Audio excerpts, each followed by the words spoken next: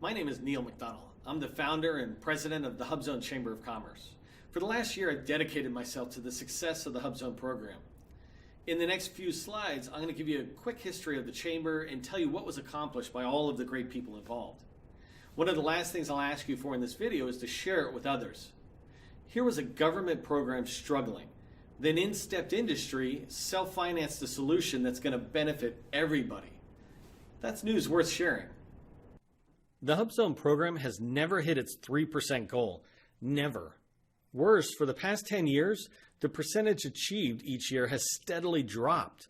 In fact, 2017 was the lowest performing year since 2003.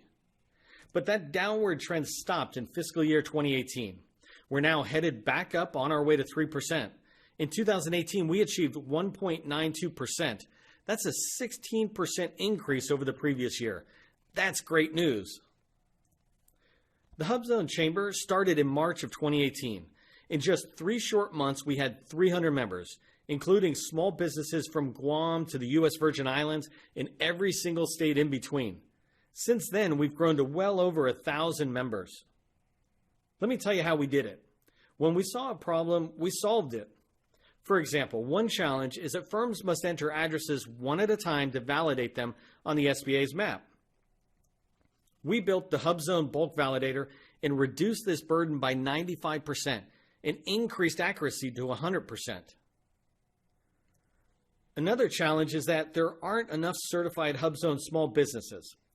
So we updated our HUBZone bulk validator to be able to process thousands of addresses at a time and used it to identify every small business that has an office in a HUBZone, what I call pre-qualified. Next, we created a free course that would introduce these small businesses to the benefits of the HUBZone program, help them determine their eligibility, and then guide them through the application process. But certification's not enough. Agencies can't find qualified HUBZone companies. So we created our popular DSBS course to help small businesses fix their small business profile and attract government buyers. We analyzed hundreds of DSBS profiles for small businesses across the country, highlighting major gaps and providing guidance they needed to improve their visibility with the federal buyer. So we have certified HUBZone small businesses, and they're visible. The final hurdle is the lack of set-asides. The reason there aren't more HUBZone set-aside opportunities is because HUBZone companies are not responding during the source of sought phase, letting contracting officers know they have the skills and experience needed. So we implemented the HUBZone set-aside call program. Over the last 6 months, we have hosted over 150 calls with over 1,000 participants. We've had tremendous success in participation. For example, on one opportunity, we had 200 firms express interest by putting themselves on the interested vendors list in FedBizOps when we told them. In another situation, we had almost 100 HUBZone small businesses respond to a contracting officer within 24 hours of being contacted. That $200 million opportunity was then set aside for HUBZone competition. One of the guiding mandates of the HUBZone Chamber of Commerce is to raise the awareness of the HUBZone program. We began in Congress by talking with a few senators in every single representative's office. We wanted to thank them for the HUBZone program and to remind them of the value it could bring to their districts once local small businesses win federal contracts. Next, we reached out to every federal agency getting participation and support from key government officials. We were a featured speaker at events hosted by the Department of Energy, Department of Labor, and the Native American Contractors Association. We held a virtual event attended by almost 100 PTAC counselors. Now, there are many government officials we'd want to thank here, but let me thank one as the representative of all. That's Lonnie McRae from the Department of Energy, who was the first to see our value to the government and small businesses.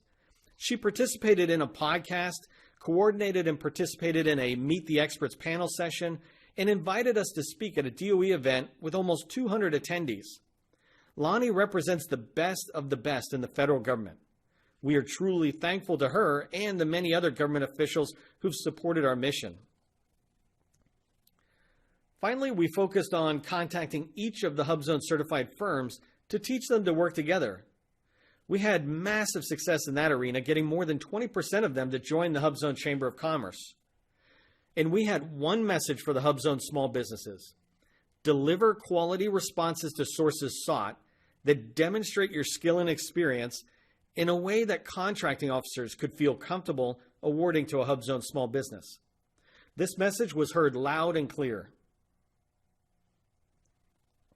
That's what we did. Here's what we're going to do next. By the end of next year, together with the SBA and PTACs, we'll have doubled the number of HUBZone small businesses available to meet the need of government agencies. In addition, for the first time in the history of the HUBZone program, the federal government will meet its 3% goal. Finally, when the HUBZone program achieves its goal, all other small business programs will exceed their goals. Look at the graphic on this slide. The HUBZone program is the tide that'll raise all ships, or in this case, all small businesses. HUBZone companies aren't some weird random entities. We're veteran-owned. We're woman-owned. We're minority-owned. We're owned by socially and economically disadvantaged people.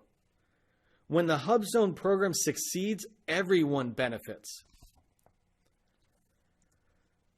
My name is Neil McDonnell, reminding you that government contracting is not a secret. It's just a process. The HUBZone program was the best kept secret in Washington, D.C., but let's not keep secrets anymore. Share this video wherever you shout great news. Give it a thumbs up or like it so others can celebrate with us. Share it broadly on social media and especially within your own organization. One last thing, join the HUBZone Chamber of Commerce because again, when the HUBZone program succeeds, everyone benefits.